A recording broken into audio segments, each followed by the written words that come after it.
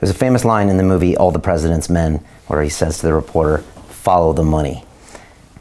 Tell me about the money, because I don't think I was aware of what's going on. And the money can tell us everything. The money tells you everything. So Vladimir Putin likes money.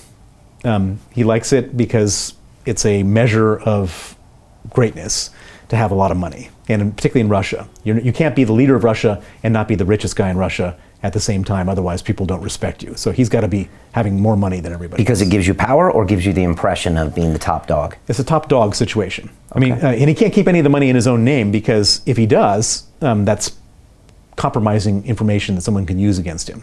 So all the money he has is, and he has a lot. I estimate that his wealth is $200 billion. And all that money makes him the richest man in the world, much richer than Jeff Bezos and Bill Gates. So he's got $200 billion, and that sounds ridiculous, and it sounds exaggerated, but it's true. I mean, there's so much money that he's been able to accumulate, and he's accumulated it through extortion. He's accumulated it through huge embezzlement from the state, and he's accumulated it through just being basically the top mafia boss who gets a cut of everything. And can I stop you there? Are you Ned at all on weird days looking back at the situation and somewhat impressed by what Putin has done, from going from a FSB, KGB, middleman, to building up this?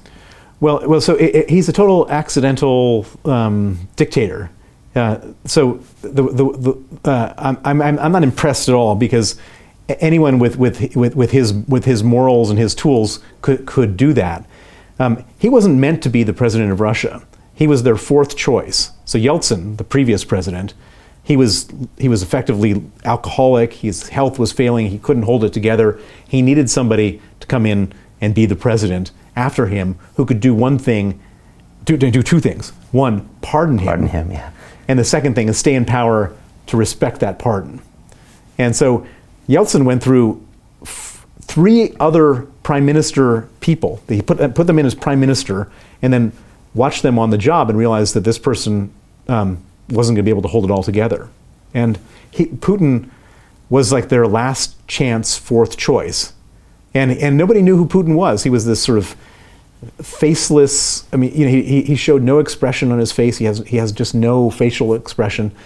He was this efficient guy. He got the job done. He seemed loyal and good worker. Didn't drink, fit. And so they picked him as a fourth choice, and he came in there and just quietly took over the whole damn thing. Okay, all right, back to the money. So Putin likes money.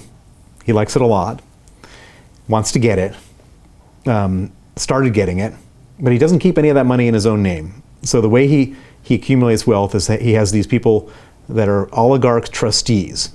So when you see a rich Russian on the Forbes list or wherever, that person is only half as rich as the Forbes thing says, because the other half of the money is Vladimir Putin's. Where do you get that number, half?